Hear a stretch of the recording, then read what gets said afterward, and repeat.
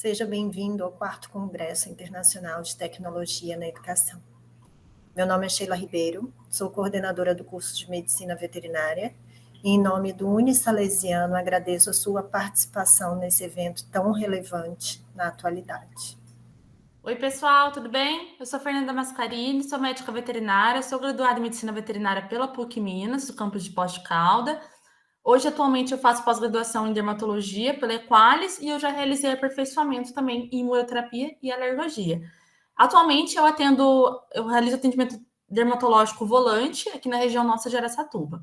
Então, hoje eu venho falar com vocês sobre um tema muito importante, que é o que a gente mais visualiza na clínica dermatológica, que são as principais dermatites alérgicas dos nossos pacientes caninos. Então, alguns conceitos, eles são muito importantes para a gente estar realizando o entendimento e o diagnóstico desses pacientes, e principalmente pensando no que a dermatologia estuda. Então, a dermatologia, ela estuda os principais anexos da pele, que são a pele em si, e também os anexos como glândulas sebáceas, folículos pilosos, os queratinócitos, que são as células produzidas pela pele, e a gente também passa a estar estudando as orelhas, que são os anexos extensivos aí da nossa pele. E uma conceito muito importante é em relação ao prurido. Então, o prurido é aquela nomenclatura que nós utilizamos na clínica para coceira. Então, o que isso significa, né? Que esse prurido ele vai ser medido em vários níveis, com os níveis de intensidade, de localização, e isso vai variar de um paciente para o outro. Vocês vão ouvir falar muito do prurido aqui durante a nossa palestra. Então, a pele também ela é composta por 3 camadas. A camada superficial da pele é a epiderme, é aquela camada onde a agressão dos alérgenos é bem maior, porque ela fica em contato direto com todas as exposições de fora do organismo, né? Tudo que está externo. E a epiderme também, ela é responsável por produção de algumas células, principalmente os queratinócitos da nossa pele. Na derme, a gente tem principalmente a composição pelas glândulas sebáceas e pelos inícios dos folículos pilosos. A hipoderme é a última camada de composição da pele, a camada mais profunda, e nela a gente consegue também fazer a realização de meio de análises como o histopatológico para visualizar as alterações. Então, as funções da pele, elas são importantes como a proteção, então ela vai proteger de tudo aquilo que é um agente externo e também evita a perda de água principalmente pelo prurido frequente, pelas lesões desse paciente, então tudo que está ali dentro da pele para evitar que seja perdido, que seja transcrito pelo ambiente externo. Então, da mesma forma que ela impede essa entrada de patógenos, ela também faz a regulação térmica desse paciente. Então, é muito importante para manutenção e homeostasia desse organismo. Então, vamos falar um pouquinho de alergia, de como esse processo alérgico é visto no nosso sistema imunológico? Pensando em todos os organismos vivos, não somente nos cães, a gente entende que a alergia ela é uma inflamação desregulada, ou seja, quando o paciente tem contato com algo que vai levar a uma resposta inflamatória, no caso da alergia, essa resposta ela não é regulada, ela está completamente exacerbada, e isso faz com que esse paciente responda de forma muito mais inflamatória e tendo um processo aí mais crônico. Então, como que isso funciona, né? Toda vez que a gente tem contato com algum alérgeno ou qualquer coisa que o nosso organismo precise produzir uma resposta, ele vai ter alguns tipos de resposta. Então, ele vai ter a resposta inata, que é aquela resposta que a gente denomina como inespecífica, que normalmente o indivíduo pode nascer com ela e ela não vai acabar se desenvolvendo durante a vida e ela não vai ter o que a gente chama de memória imunológica. No caso da resposta adquirida, que é o que tem mais importância para a gente aqui hoje, é que a resposta adquirida é aquela que o organismo vai adquirindo durante toda a vida dele devido às exposições que ele vai tendo. Então, essa resposta adquirida, ela pode se diferenciar muito no tipo de imunidade que a gente percebe desse paciente. Então, vai dependendo da localização que ocorre e também do tipo de exposição que vai fazer a resposta inflamatória dar início. Então, a gente sempre denomina que essa resposta ela pode ser ou do tipo celular ou do tipo humoral. Que é do tipo celular, ela é aquela que envolve os linfócitos T, e a do tipo moral é a que envolve os linfócitos do tipo B. Hoje a gente sabe que as alergias elas podem envolver tanto o tipo celular quanto também o tipo moral. E por que isso é importante para a gente entender? Porque ao longo da nossa palestra a gente vai falar do tipo de resposta que acomete principalmente as alergias. Para a gente entender como isso vai acontecer, a gente precisa saber que essa célula ela vai estar desregulada. Então, o linfócito principal, que é o linfócito regulador, ele não vai conseguir controlar essa inflamação e por isso ela vira um processo desregulado, um processo completamente descontrolado pelo organismo. E esse processo de regulação acontece muitas vezes por proteínas também. Então, essas proteínas que vão estar auxiliando nesse processo da apresentação do antígeno e da regulação através dos linfócitos. Essas proteínas, eu vou até citar uma que é, por exemplo, a interleucina 31. A interleucina 31, ela é responsável principalmente pela produção do prurido. Então, se o paciente tem contato com algo que desencadeia um processo nessa interleucina, nessa proteína 31, ele vai começar a estar apresentando muito mais prurido do que um paciente que não teve contato. E no alérgico, esse prurido se torna desregulado também. Então, existem 3 doenças que envolvem as dermatites alérgicas dos cães. Inicialmente, a gente fala que a DAP é a primeira que a gente vai estar falando, que é a dermatite alérgica picada de ectoparasitas, seguido da alergia alimentar e também da dermatite atópica. Por que eu coloquei, né, um quadrinho aqui mostrando para vocês qual é a importância dessas dermatites estarem aparecendo juntos. Então, elas podem ser encontradas mais de uma vez no paciente. Como eu posso ter somente uma alergia picada de pulga, eu também posso ter uma alergia alimentar e uma alergia também do ambiente, que é a dermatite atópica. Esse estudo, então, ele avalia que em 83 cães, é um estudo antigo, mas mostra para a gente ainda que esse padrão ele não muda, pelo contrário, ele vem se estabelecendo mais ainda e os pacientes acabam apresentando essas dermatites de forma concomitantes. E como que a gente vai, né, fazer essa exclusão e identificar cada doença em cada paciente nosso? Principalmente, a gente vai perceber que todos eles têm prurido. Pode mudar a intensidade de acordo com o perfil de resposta, mas todos eles vão apresentar esse prurido muito, muito relatado. Então, o que é importante para a gente é fazer um exame físico muito bem minucioso, analisando todos os locais do nosso paciente, para a gente conseguir diferenciar em relação a essas alergias. Mas lembrando também que, além do exame físico, a anamnese é extremamente importante. Então, aquela conversa que nós temos com o tutor, quando ele senta, vai contar a história do seu pet, essa parte da anamnese ela é extremamente importante para a gente identificar se tem mais algo ligado ao ambiente, algo ligado a alguma presença de um ectoparasita, como pulga ou carrapato, e principalmente se a gente tem uma anamnese que vem trazendo aí algumas coisas mais constantes. A época que isso acontece, se ocorre sempre, ocorre mais contínuo ou esporádico também. Então, primeiramente, nós vamos falar da DAP, que é a alergia, a dermatite alérgica picada de ectoparasitas. Os ectoparasitas, eles constituem os carrapatos e as pulgas. Então, a gente percebe que essas dermatites ela ocorrem muito de forma sazonal e também territorial. É muito comum que em locais quentes e úmidos a gente perceba que ela ocorra de uma forma mais constante, principalmente em épocas finais de verão, no verão, que tendem a ter um clima mais úmido e mais quente, esses ectoparasitas começam a se proliferar numa frequência maior e esses pacientes são mais acometidos tendo mais doença nessas épocas do ano. Mas isso pode mudar dependendo da região com que o paciente reside, né? Então, o que importa muito para a gente, o carrapato ele faz uma lesão também de hipersensibilidade, ele faz uma dermatite alérgica, mas a pulga ela é muito importante devido à saliva dela. Então, a saliva da pulga ela tem uma proteína que a gente controla ela como a gente diz que ela é antigênica. Então, quando ela tem contato com a pele e com a corrente sanguínea, ela começa a se manifestar um processo de alergia.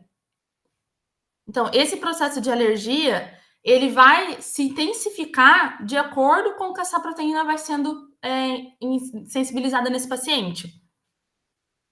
E com isso, a gente percebe que a nível imunológico, esse paciente desenvolve alguns tipos de hipersensibilidade. Então, o que é a hipersensibilidade, né? Como a gente vai medir o tipo de resposta que ele tem. Então, esses pacientes que têm o acometimento pela DAP, eles envolvem o sistema imunológico do tipo de hipersensibilidade do tipo 1 e do tipo 4. O que isso mostra para a gente? As do tipo 1, normalmente elas são mediadas por IgE, que apresenta ali um processo mais agudo. Por isso que muitos pacientes eles podem manifestar os sintomas, os sinais clínicos logo quando são picados, enquanto alguns podem até desenvolver em mais de 2 meses, tendo ainda a apresentação dos sinais clínicos. Porque a hipersensibilidade do tipo 4 ela já é mediada mais pelos linfócitos do tipo T, que desenvolvem uma resposta mais tardia. Então, a gente vê que essas hipersensibilidades são bem associadas nesses quadros. E como que a gente fala, né, em questão da quantidade que a gente precisa de ectoparasitas para estar causando aí uma dermatite alérgica bem intensa nesse paciente? Então, depende muito da exposição que esse paciente tem, se essa exposição é contínua, se essa exposição é esporádica, o repasto sanguíneo. Então, às vezes, esse paciente, o que a gente percebe na clínica dermatológica é que quando o paciente tem muito contato, por exemplo, uma infestação, um paciente que vive num ambiente onde ele tem contato o tempo todo, ele começa a desenvolver uma tolerância à saliva, principalmente da pulga. Então, ele começa a ter uma resposta melhor, como se ele ensinasse o sistema imunológico dele a não desenvolver uma dermatite tão grave, não uma resposta tão exacerbada. Logo, o paciente que mora em apartamento, o paciente que não tem tanto contato, quando ele tem contato, a chance dele desenvolver a DAP é maior porque ele não tem essa tolerância do organismo em si. Então, ele precisa ter um contato aí, talvez o mais esporádico seja o que a gente visualiza mais em alguns pacientes. Hoje, é difícil a gente visualizar alguns pacientes que têm muito infestação na clínica dermatológica em si, mas pode ocorrer também. Então, aqui eu compartilho com vocês um dermograma, que é a análise, a gente coloca aqui um paciente, não um cachorrinho, análise desenhado, para a gente visualizar as localizações que normalmente ocorrem. Mas, lembrando que o dermograma, ele tem as suas limitações. Tem pacientes que podem apresentar outros locais. O que a gente vê muito na DAP é essa região lombosacra, então ela é bem acometida, o paciente se coça muito nessa região, a região cervical e a região inguinal ali, abdominal. Mas eu observo na minha clínica dermatológica muitos pacientes acometidos também nessa região de mentoniana aqui, logo após os lábios, né? Então, isso é muito também presente. E os sinais principais clínicos são o eritema, que é aquela vermelhidão, e o edema também presente, que é aquela aumenta a vasculite, tem uma inflamação. Então, a gente observa também a presença de pápulas e também crostas em alguns pacientes, e muitos podem apresentar uma alopecia, sendo localizada ou até mais generalizada, ou até uma rarefação pilosa, como foi o caso desse paciente aqui, que ele tem uma rarefação no corpo, mas aqui na região lombosacra ele tem uma alopecia bem presente, né? Então, isso conta bastante também. E na maioria dos casos, o prurido é bem intenso. O tutor reclama muito, consta, né, que isso acontece de forma a estar com que o paciente deixe de fazer atividades rotineiras dele, como brincar, passear, deixar de comer para estar se coçando. E por que é importante a gente fazer um danger aqui, né? A gente colocar um ponto de exclamação para os nossos alérgicos, os que têm outras doenças associadas. Porque os pacientes alérgicos, eles vão acabar eles acabam que já manifestam uma pele mais reativa, um epitélio ali cutâneo muito mais inflamado do que um paciente que não tem alergia. Então, a longo prazo, a gente consegue visualizar que a dermatite alérgica por esses ectoparasitas para os alérgicos de outras origens, como alimentar ou atopia, isso pode desencadear um processo muito mais sério, envolvendo muito mais prurido, muito mais inflamação. Então, aqui eu trago a foto para vocês de uma pápula, das pápulas, né? Aqui tem pápulas, tem até algumas pústulas com conteúdo purulento e descamação aqui, crostosa. Provavelmente ele tem aqui uma infecção também secundária, o que pode vir associado a esse quadro de dermatite alérgica a ectoparasitas.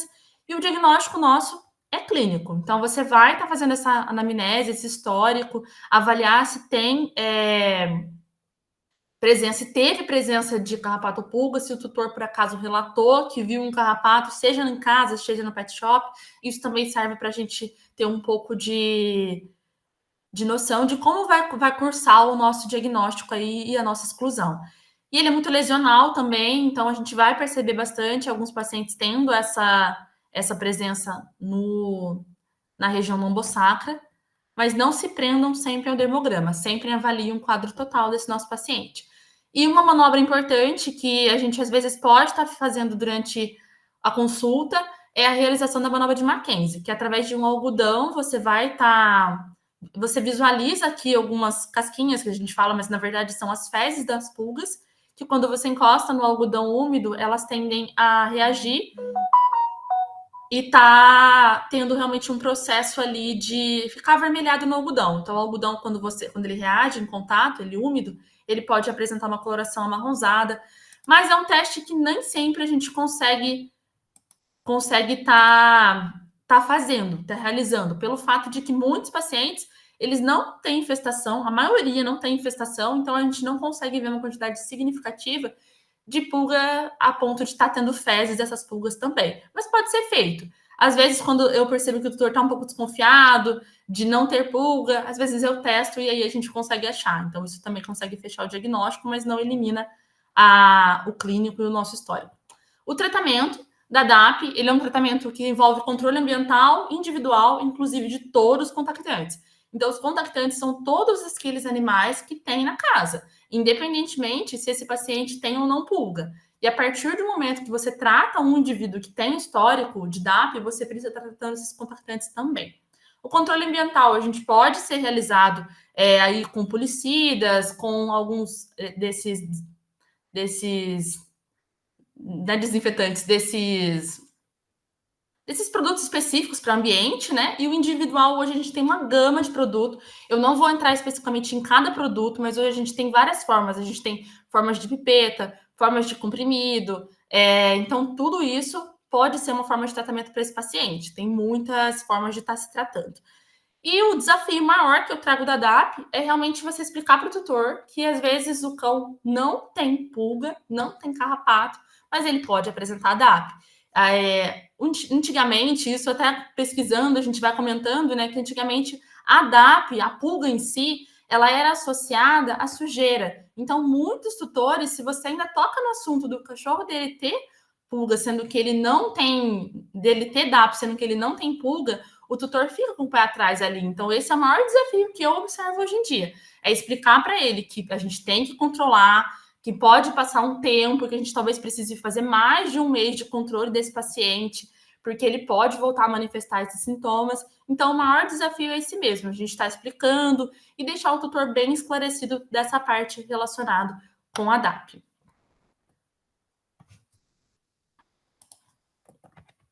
A nossa próxima alergia é a alergia alimentar, que a alergia alimentar ela é aquela alergia que envolve uma reação exacerbada a nível ou de intestino ou de pele. Então, quando o paciente inala o antígeno que causa essa parte da alergia alimentar, ele pode ser tanto pela pele, tanto também intestinal. Então, não necessariamente esse paciente ele vai ter sintomas intestinais, mas ele pode apresentar também. O que a gente percebe na alergia alimentar? A alergia alimentar ela é uma reação de hipersensibilidade também do tipo 1 e do tipo 4, por isso esses pacientes têm envolvimento ali mais tardio. Então, alguns pacientes eles demoram anos para manifestar a hipersensibilidade e tá manifestando a alergia em si de algum alimento que ele come. Às vezes o tutor pergunta para mim, por que a alergia é algo que desenvolve?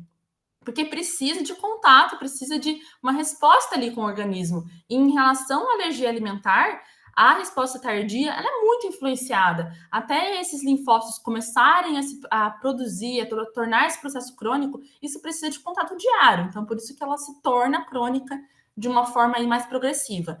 Então, na alergia alimentar, ela é mediada tanto por TH1, tanto por TH2. Então, a gente tem envolvimento aí dessa imunidade celular presente nesses pacientes e muita inflamação. Elas são reguladas por todas aquelas proteínas inflamatórias. E pensando na prevalência, a gente percebe, né, os estudos também indicam que esses pacientes eles são mais jovens. A partir de 2 a 3 anos de idade, eles já podem começar a manifestar as alergias alimentares. Mas eu tenho percebido pacientes mais jovens, com menos de 1 ano de idade, apresentando já alguma sensibilidade, alguma intolerância, alguma alergia de alguma proteína dessa, mesmo sendo tão jovens. E essa ocorrência, ela não tem predisposição por sexo, não tem predisposição por raça. A gente observa que algumas raças são mais acometidas. Essa paciente aqui da foto é uma paciente minha, ela é maior, que ela tem 3 anos, e ela começou a apresentar faz 1 ano. E aí, a região que ela mais apresenta é essa região aqui de porção labial aqui, né, lábio inferior superior. Até a gente pode visualizar que ela tem um início aqui já de uma alopecia, de um processo mais crônico ali.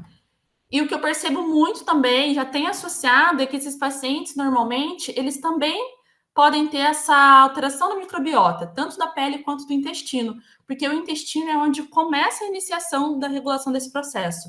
Então, por que às vezes o paciente tem gastroenterite? Uma gastroenterite que não tem cura, essa gastroenterite progressiva, um paciente com diarreia, com uma absorção de nutriente, perde peso, não engorda. Então, isso tudo, às vezes, pode mostrar para a gente que esse paciente não tem uma gastroenterite primária, envolvendo aí só um sistema gastrointestinal, e sim uma alergia alimentar que tenha sido manifestada a nível intestinal. Até hoje tem alguns relatos bem jovens de pacientes que a gente fala que têm apresentado essas reações cada vez mais cedo, e o principal ponto, né, tentar explicar um pouco a causa, são pacientes que vêm desenvolvendo o uso de muito de antibiótico, muito jovem tomando muito antibiótico, tomando também muito vermífugo, fazendo assim uso desenfreado tanto de antibiótico quanto desses outros remédios de controle de vermes. Então a gente acaba tendo uma alteração nessa microbiota intestinal que faz com que esses pacientes comecem a mudar esse perfil e eles comecem a desenvolver alguns tipos de alergia. E o que a gente fala que é alergia, né? Quais são os principais alérgenos no caso da parte alimentar? Então, são as proteínas. Normalmente, as proteínas que têm um alto peso molecular, porque toda proteína ela é medida em Dalton, que é um sistema de medida da própria proteína. E isso é o peso molecular dela.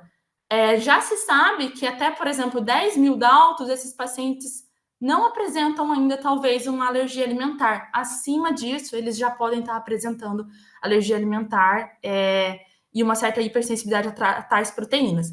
E pensando assim nas proteínas que mais acontecem, a gente vê que as proteínas de origem animal, principalmente disparado o bovino, o frango, seguido ali dá algumas proteínas como as proteínas de ovo, né?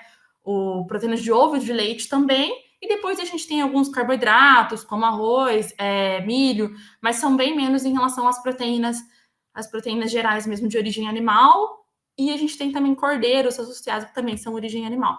Então, isso é um ponto muito importante. Por quê, né? Esse alto peso molecular causa tanto processo inflamatório? Porque quando ela passa pelo intestino, quando ela é absorvida por esse intestino, posteriormente por essa pele, ele acaba tendo essa falta de tolerância, e aí esse paciente começa a apresentar esses sintomas de uma reação inflamatória muito crônica. O que a gente vê, por exemplo, a ração, hoje em dia, as rações comuns, elas têm um peso molecular muito alto. Então, eu estou até falando isso para vocês, que lá na frente, na hora que a gente falar do tratamento, a gente vai perceber que esses pacientes precisam de um tempo maior e precisam de uma ração específica, senão eles não vão responder a nossa terapia e a gente não vai conseguir fechar o diagnóstico. Então, pensando no dermograma da alergia alimentar, ele muda completamente em relação ao dermograma da DAP, né? A gente percebe aqui que tem algumas flexuras, principalmente de interdígitos, flexuras ali axilares e também a parte inguinal abdominal. Pododermatites são muito frequentes. Paciente com blefarite, que é essa inflamação em volta das pálpebras, né? Também com bastante prurido. O prurido é o que mais acomete. O que eu mais vejo é a região mentoniana de novo, que eu acho que é ela que mais a gente observa, e eu vejo muito axila também. E a lambedura de patas, né? O prurido ele pode ser manifestado tanto com arrancamento, com lesões, ou até mesmo com lambedura, principalmente em parte de interdígito, né? Essa aqui é uma paciente minha também. Ela tem aqui, ela é um pug, e os pugs, eles também têm esse ponto da conformação, né? Os pugs, os bulldogs, porque eles têm as dobras, então eles já têm uma certa perda ali no epitélio, um epitélio mais reativo por causa das dobras proliferarem um pouco mais alguns micro-organismos nessas regiões. Então, os sinais clínicos são bastante eritema, edema, descamação, alopecia, pelo processo crônico. Aqui a gente vê hiperliquinificação, que é esse processo de escurecimento e parecer que a pele está mais espessa. Então, a gente começa a observar uma pele bem espessada, como se fosse uma pele de elefante, a gente costuma até falar. Então, isso vai diferenciar muito do paciente, isso também mostra que é um processo mais crônico. E sinais gastrointestinais. Nem todos têm sinais gastrointestinais. Essa paciente PUG, ela não tem. Mas essa daqui, que eu esqueci o nome dela, mas essa aqui, ela é uma paciente que tem bastante sinal gastrointestinais. Tanto que ela fazia medicamentos para úlcera, para gastrite, ela sempre estava fazendo ultrassom, e aí a gente entrou com a ração hipoalergênica, hidrolisada, e ela tem melhorado bastante essa parte intestinal. Então, como que a gente vai pensar em identificar essas lesões diferentes, né? No caso aqui, da alergia alimentar, ela é muito parecida com a dermatite atópica em questão de sinais clínicos. Então, a gente fala que o fenótipo é o mesmo. O fenótipo é tudo aquilo que vocês estão observando. Nada mais é do que a visualização. Então, a gente vê que os locais são os mesmos, o tipo de inflamação é o mesmo. O que vai diferenciar é a origem, né? E como a gente vai estar diagnosticando esse paciente. Então, como a gente vai conduzir, né? E agora? Eu estou fazendo uma dieta de exclusão, eu tenho um paciente aí que tem um quadro que eu acredito que seja de alergia alimentar. Eu vou fazer, então, uma dieta de exclusão seguida de uma dieta de provocação. Então, eu vou estimular esse paciente, eu vou apresentar para esse paciente uma ração, um alimento que ele nunca teve contato. Ou um alimento hidrolisado, que é o melhor para esse ponto. Porque o hidrolisado, a ração hidrolisada, a proteína tem um baixo peso molecular e ela não causa processos inflamatórios quando ela passa pelo sistema gastrointestinal. Então, essa é a melhor forma da gente estar fazendo aí a nossa dieta de exclusão. E isso vai ser durante mais ou menos 8 semanas, podendo estender até 12 semanas. E esses pacientes, inclusive, se eles melhoram 80, vamos supor que a gente estabeleceu a dieta de exclusão. Chegou no final dessa dieta, esses pacientes melhoraram 100%. O que está causando essa dermatite é a alergia alimentar. Então, a gente vai retirar esse alimento. A gente pode fazer uma proteína isolada e aí a gente vai também provocar esse paciente, porque na provocação é que você fecha o diagnóstico. Se ele comia uma ração X e aí eu faço a hipoalergênica, ele melhorou muito, aí eu vou fazer a provocação e ele piora, provavelmente o que causa a gente fecha o diagnóstico sabendo que a ração anterior é o que causa essa dermatite alérgica alimentar. Então, um ponto muito importante é que teste alérgico, ele não dá um diagnóstico de alergia sozinho. Os testes alérgicos, que são aqueles testes que a gente vai mensurar a resposta do paciente, eles conseguem dizer se esse paciente é sensível. Então, vamos supor, hoje a gente tem vários testes no mercado. A gente tem alguns testes que são feitos através de sangue, que são os sorológicos, e a gente tem também os PRIC e os PET test. Os sorológicos e o PRIC, eles conseguem avaliar mais uma reação localizada ali. Então, a gente não consegue avaliar a reação tardia que acontece no paciente que tem alergia alimentar. No PET teste, a gente consegue estar realizando também, mas lembrando que eles sozinhos, eles não conseguem dar diagnóstico. Eles conseguem direcionar a gente melhor se a gente tem outras alergias causando, mas a gente não consegue determinar a alergia somente pelo teste. A gente precisa passar pela dieta de exclusão, seguida pela provocação. Então, o tratamento é retirar o alimento causador. Isso é um processo, aqui quando a gente fala, parece que é muito fácil, né? Mas isso vai tempo. Quando o paciente, principalmente quando o paciente come, por exemplo, uma dieta caseira, que aí, quando ele melhora, eu tenho que testar alimento por alimento. Então, isso é um passo, devagar, o paciente respondendo, é o tutor falando, olha, ele está melhor, ele não deu certo, a gente vai retirar, porque se a gente testar, por exemplo, o frango e ele voltar, a gente precisa retirar o frango e voltar novamente com a nossa ração. E sempre pensar que esses pacientes, eles acabam desenvolvendo infecções secundárias, pelo fato da coceira, né, do prurido trazer aí uma lesão e o agente externo, como bactérias ou até mesmo fungos, como as malacésias, elas podem estar causando um processo alérgico e processo infeccioso nessa região. Então, sempre a gente tem que ter controle de infecção secundária. Tá com infecção? Vai tratar a infecção, depois vai estar fazendo a parte da alimentação, por partes. E pensando que é desafiador, é frustrante para o tutor, porque a maioria dos pacientes hoje em dia não comem só ração, a maioria dos pacientes comem alguma coisa na alimentação, E isso faz com que seja muito mais difícil da gente conseguir tirar todos os alimentos, porque nesse momento da dieta da exclusão, ele não pode comer nada. A dieta da exclusão é somente a ração. Somente a ração, somente o alimento que a gente montou ali para esse paciente. E muitos tutores não conseguem fazer, muitos tutores não conseguem estar realizando, e acaba que quando a gente consegue fazer a dieta de exclusão, chega na provocação, aí que o tutor não quer fazer mesmo, porque aí o paciente vai voltar a ter os mesmos sintomas. E aí a gente não consegue confirmar muitos casos. Mas eu sempre forço ali para a gente fazer a dieta de provocação, mas às vezes a gente não consegue. Então a gente mantém esse paciente numa proteína que ele não reagiu, né? Quando a gente consegue fazer a provocação, ou a gente vai avaliando a resposta dele de acordo com as dietas hidrolisadas. Opa.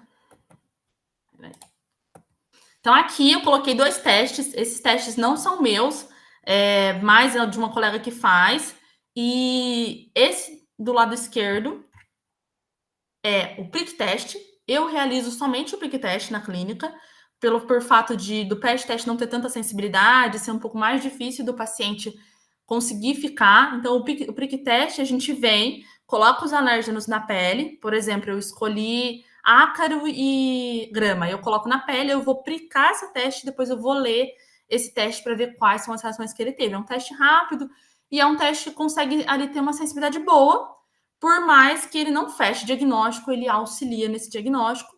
E também, no caso da parte da dermatite atópica, a gente consegue fazer uma imunoterapia, né? Que é uma vacina com esse alérgeno, que a gente vai fazendo ali uma tolerância imunológica desse paciente para tentar barrar esse processo alérgico. O PET teste, você vai colocar os alimentos ou os extratos e vai deixar em contato com essa pele em cerca de 48 horas.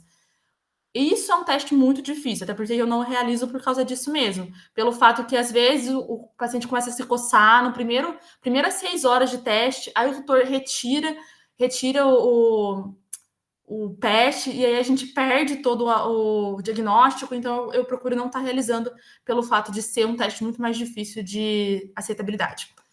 Então, de dermatite alérgica alimentar era isso que eu queria falar, que não tem como a gente diferenciar sem fazer a exclusão das alimentações, em seguida a provocação, e é frustrante. O tutor tem que saber que ele precisa retirar o alimento, que ele precisa controlar, que ele não pode dar o franguinho, que ele não pode dar o melão, que ele não pode dar nada, somente a ração, tá?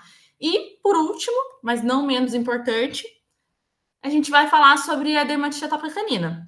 A dermatite atópica canina é a cereja do bolo, eu deixo ela por último, porque ela é a dermatite que não tem cura. Então, a gente tem um paciente que tem uma doença inflamatória crônica. Então, nesse quadrinho que eu coloquei aqui para vocês, a gente tem um paciente com uma pele normal. A pele normal com uma microbiota saudável. Quando esse paciente tem essa microbiota saudável, esses agentes externos, eles não conseguem penetrar, porque essa parede está muito bem formada, muito bem aderida. Então, a gente tem que um paciente, ele não deixa os agentes externos conseguirem adentrar e fazer o processo de alergia, de inflamação maior. No paciente alérgico, no paciente atópico, ele tem uma pele que não tem essa barreira de proteção. Ela é completamente fragmentada, ela faz buracos, as junções lipídicas não conseguem se completar, e com isso a gente tem essa ruptura dessa barreira cutânea. E os agentes conseguem penetrar, e ao mesmo tempo que eles penetram, a gente tem perda de lipídios, perda de água, tudo aquilo que seria proteção, função da pele, a pele dele não consegue mais estar realizando. Então, principalmente aqui, ela informa o alérgeno ambiental, e isso mostra para a gente muito interessante como ele entra, né? E ao mesmo tempo que tudo entra, tudo pode sair. Então, isso vai ativar uma cascata de inflamação, porque o paciente ele tem ali contato o tempo todo e não tem proteção nenhuma na pele. Então, isso dá uma desregulação a nível imunológico que vai levar a esse intenso processo inflamatório. As causas da dermatite atópica canina, ela não está extremamente exemplificada, a gente não esclareceu ainda por que esse paciente tem essa pele disbiótica, essa pele que não tem controle de sua função, mas o que muitos estudiosos, ainda a gente está no processo, né, mas o que a gente percebe que eles estão realizando assim esses estudos é que os pacientes realmente, cada vez mais cedo, têm se comportados como menos como cães, Como que a gente pode estar falando isso, né? Eu tenho muito mais pacientes com dermatite atópica canina que moram em apartamento, que às vezes não frequentam nem uma creche, um hotelzinho, nem passear ali na vizinhança, ele acaba não passeando, e esse paciente, ele acaba tendo mais dermatite atópica canina, porque ele tem mais contato com os nossos alérgenos, ele começa a ter menos tolerância devido, né, ao fato dele estar passando ali por um processo muito da humanização mesmo. Então, os cães mais humanizados, os cães que têm, que nem eu comentei da parte alérgica da alergia alimentar, que tomam muito antibiótico, cães que fazem muito controle com vermífugo, desregulado. Então, tudo isso está levando a um processo de disfunção e desregularização dessa barreira imunológica, tanto imunológica quanto da cutânea também. E tudo isso é muito pensado, né? Que raramente eu atendo paciente que vem de fazenda com dermatite atópica. Existe sim, mas a maioria deles, eles são pacientes que estão tendo muito contato com os nossos alérgenos desde cedo. Então, eles acabam tendo essa desregulação muito, muito presente.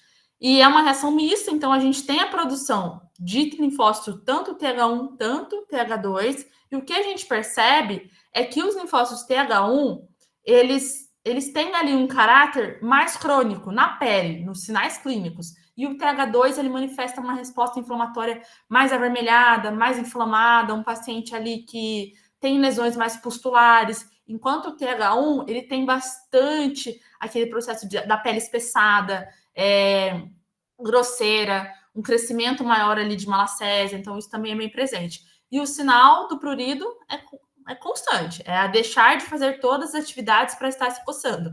Isso é o ponto. Muitas vezes eu avalio esse prurido levando em conta se o tutor acorda à noite com o paciente se lambendo ou o paciente se coçando, porque quando para o tutor acordar à noite com o paciente se coçando todas as noites, isso tem uma qualidade de vida muito ruim para esse paciente e para esse dono também. Então, isso também é uma forma da gente mensurar esse prurido. E que esses pacientes, eles fazem uma remodelação. Então, eles podem apresentar um processo agudo, TH2, mas eles começam a desenvolver a longo prazo um TH1, principalmente por ser uma doença crônica. Então, se não é diagnosticado, não é controlado isso muito cedo, esses pacientes vão perdendo ainda mais essa barreira imunológica e eles vão desenvolvendo um processo crônico. Aqui eu coloquei um exemplo, né? Então, assim, o ato de coçar, ele vai levar a um processo inflamatório que vai estimular ainda mais a nível de neurônio esse ato de coçar. Muitas vezes a gente fala que esse prurido ele é recompensatório. O cão gosta de estar se coçando, porque isso alivia. Quando ele alivia, ele envia para o sistema neurológico dele que ele está satisfeito e aí ele se inicia novamente o processo de coceira. Isso vira um looping de coçar, inflamar, estimular o sistema neuronal e aí coçar novamente. E isso vem com escoriação, lesões, muita inflamação, queda de pelo pela inflamação constante e pelo trauma constante, liquidificação, que é esse escurecimento, esse aspecto de pele espessada, e as alterações de coloração também. Então, a gente tem aí, lembrando, uma perda na proteção da pele, que vai levar a um prurido, uma inflamação constante. O epitélio da pele do atópico, ele é reativo, porque, como a gente comentou lá atrás, ele não tem a proteção constante fisiológica que ele deveria ter. Então, ele tem ali presença de infecções secundárias. Quando ele tem fungo, quando ele tem bactéria, quando ele tem piodermite, que é a infecção nessa pele, ele acaba desenvolvendo ainda mais uma reação nesse epitélio, tá? Então, o controle também das infecções aqui são muito importantes. E aqui a gente tem que levar em conta também que existem fatores externos. Então, hoje a gente sabe que a dermatite atópica, ela não é ligado tanto à genética, ela não vai ser ligada tanto à raça. Ela vai ser ligada também ao que a gente chama de epigenética. Então, o meio vai influenciar o paciente a desenvolver também. Por isso que a gente comentou dos hábitos desses pacientes, desses pets, que desde muito cedo vão tendo hábitos totalmente diferentes que os cães normalmente deveriam ter, né? E nem sempre vai ser sazonal. Na maior parte, a gente percebe que ocorre durante todo o ano. Então, ela é perene. E os sinais clínicos desses pacientes é eritema, edema, alteração de espessura, aquela lignificação, aquela pele de elefante, coloração escura, bastante descamação e também otites recorrentes. Aqui eu até coloquei em maiúsculas otites recorrentes, porque os pacientes que têm dermatite atópica, eles têm uma diminuição na quantidade dos probióticos da própria pele, então principalmente na orelha. Isso é um estudo bem recente, até depois eu posso mandar para os organizadores, estar mandando para vocês, que a gente tem os peptídeos microbianos, que são os probióticos eles que conseguem regular toda essa parte da microbiota. E na otite recorrente, o atópico ele tem menos. Então, como ele tem essa desregulação, ele tem menos proteção e ele acaba tendo essa otite de forma mais contínua. Esses são 2 pacientes meio diferentes. Essa é uma bulldog e ela tem dermatite atópica. Ela não tem, a dela não é por alimentos, não tem indução por alimentos, ela tem somente dermatite atópica mesmo. E ela tem essas localizações, inguinal, aqui a região dela peitoral também, ela tem umas escoriações. Ela faz um perfil de escoriação bem grande aqui. E o que eu percebo também é que em alguns pacientes, esse aqui é um shih tzu. Um shih tzu. Os shih tzus também são de difíceis controles, porque eles fazem um processo de seborreia muito constante, diferentemente do bulldog. Então, o paciente atópico bulldog é totalmente diferente do paciente atópico shih tzu e do atópico golden. Cada um vão ter o seu perfil de resposta e a manifestação. Mas a orelha, se vocês conseguem visualizar, ela fica nesse aspecto do grosseiro. E ela tem uma formação que a gente fala em sagu, parece umas bolinhas de sagu. Então, isso também é bem constante. E aqui é um artigo de um colega, esse artigo é bem novinho, é de 2023, e ele fala do perfil de linfócitos TH1 e TH2 e das interleucinas, que é as proteínas, em cada paciente que desenvolve um tipo, né, uma formação, um fenótipo de dermatite atópica. Então, aqui a gente percebe um paciente muito mais crônico, um paciente que tem ali um escurecimento dessa pele, ele tem uma pele que a gente vê que está totalmente crônica e totalmente espessada. Então, isso aqui são anos convivendo com dermatite atópica, tá? Esses pacientes aqui, eles vão precisar pelo menos de uns 6 meses aí de terapia, vamos supor, de 3 a 6 meses de terapia para voltar a pele parcialmente ao normal. E aqui já é um paciente mais avermelhado, um paciente que desenvolve um eritema maior. Então, a gente ele percebeu durante o estudo, que esse paciente que tem mais eritema, mais inflamação, é o perfil mais de TH2. Então, esse perfil de TH2, ele tem mais coceira, mas ele não tem tanta inflamação mais crônica. No caso já desse paciente, ele já começa a remodelar, tá vendo? Por isso que a gente não fala que ele tem somente um perfil. Então, ele começa a desenvolver outra forma. Ele começa a fazer, além do perfil agudo, ele começa a fazer perfil crônico. E aí, aqui a gente já tem, inclusive, até fatores de necrose de interferon, né? Então, isso vai piorar muito mais a qualidade dessa pele.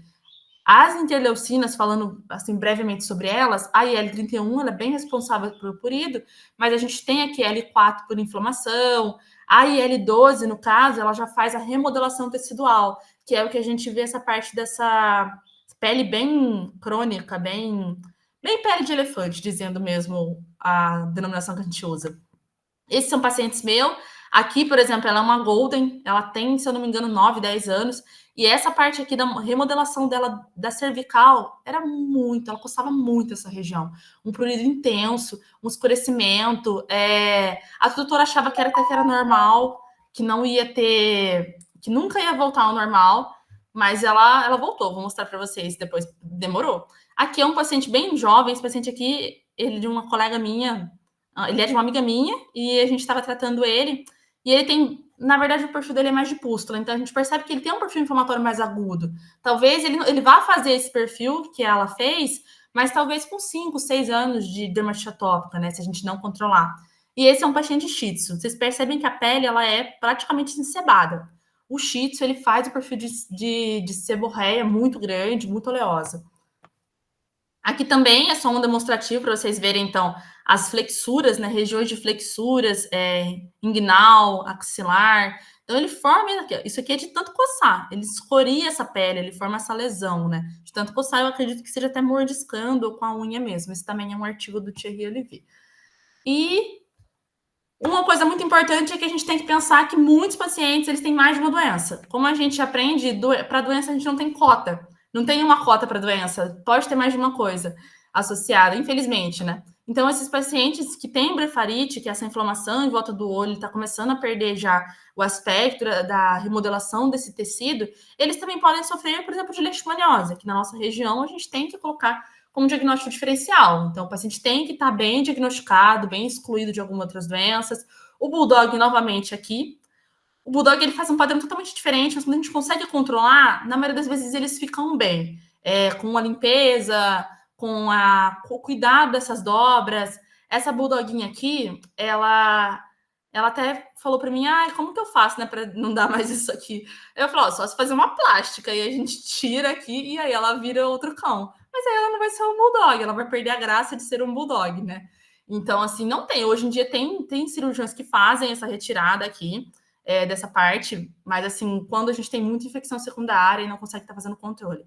E aqui também é uma paciente, um shih tzu, que é intensa inflamação, e aí vem a pelagem, vem tudo, vai atrapalhando esse processo, e ela tem também hipotireoidismo. Então, lembrando que as doenças hormonais, elas também alteram a pele e também podem estar bem associadas com essa parte da dermatite atópica. Então, o diagnóstico ele é clínico, de exclusão, a gente vai estar avaliando as outras dermatites, a gente precisa triar esse paciente para alergia alimentar antes de estar dando o diagnóstico de dermatite atópica. Então, para você ter certeza que o paciente tem dermatite atópica, você tem que fazer a exclusão alimentar e controlar bastante infecções secundárias.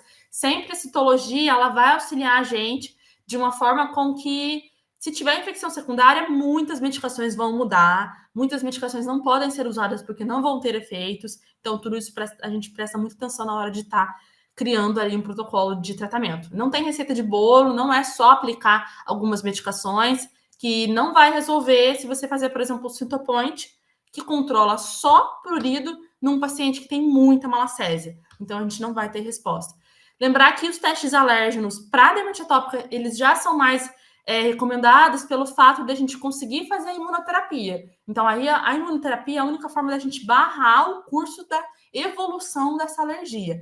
Mas eles sempre têm que ser avaliados de acordo com a resposta desse paciente, a pele não pode estar inflamada, de jeito nenhum que eu posso fazer um teste alérgico numa pele desse jeito, tá? Então, ela tem que estar zerada para a gente estar realizando o teste alérgico também nesses pacientes.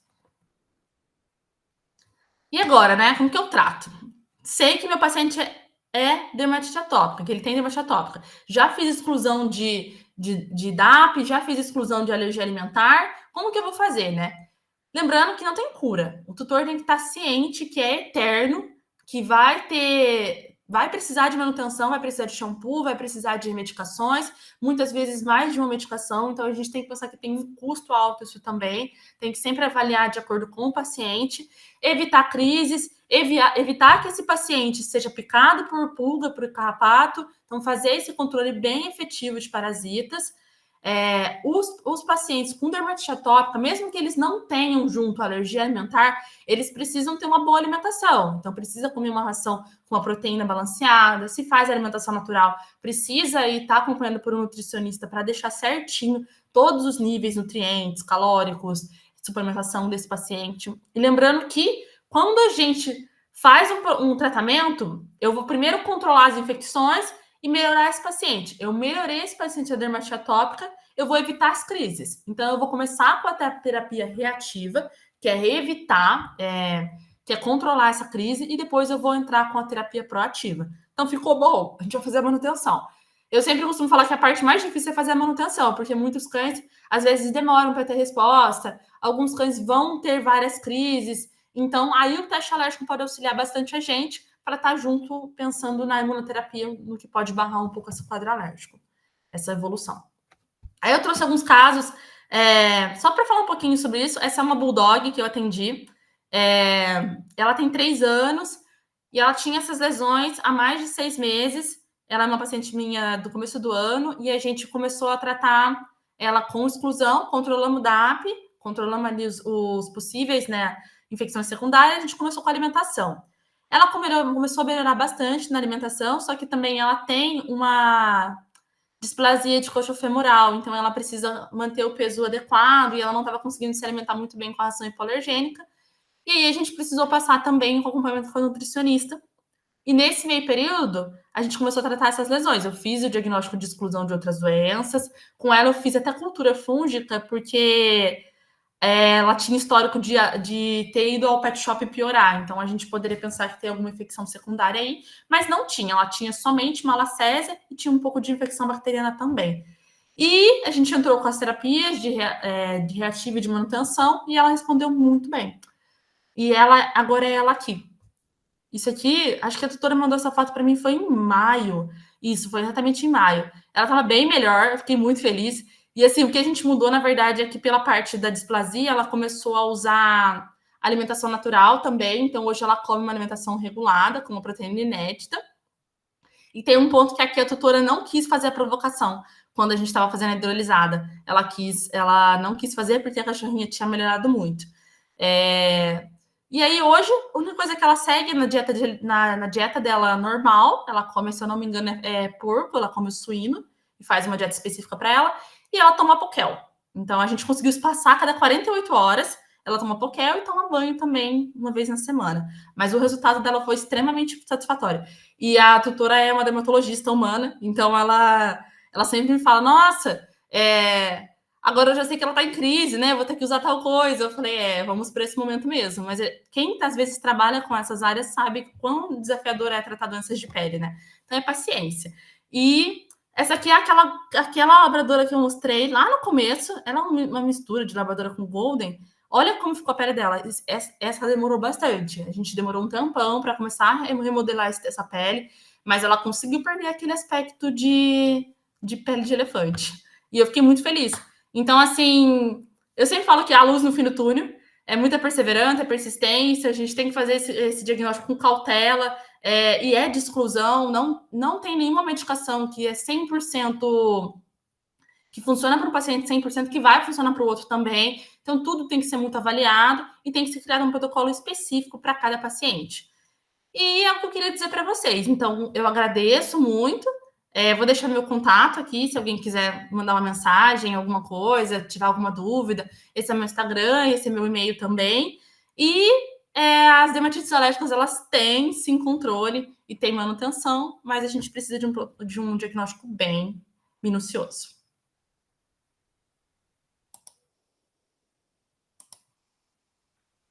Se vocês tiverem alguma dúvida, podem me mandar mensagem para esse contato, tá bom? E eu agradeço muito pela oportunidade de estar aqui conversando com vocês sobre um assunto tão importante e tão constante. Muito obrigada pela sua participação. Tenho certeza que esse momento será de grande valia aos participantes e que agregará muito em suas vidas pessoais. Em nome do Unisalesiano, agradecemos sua participação.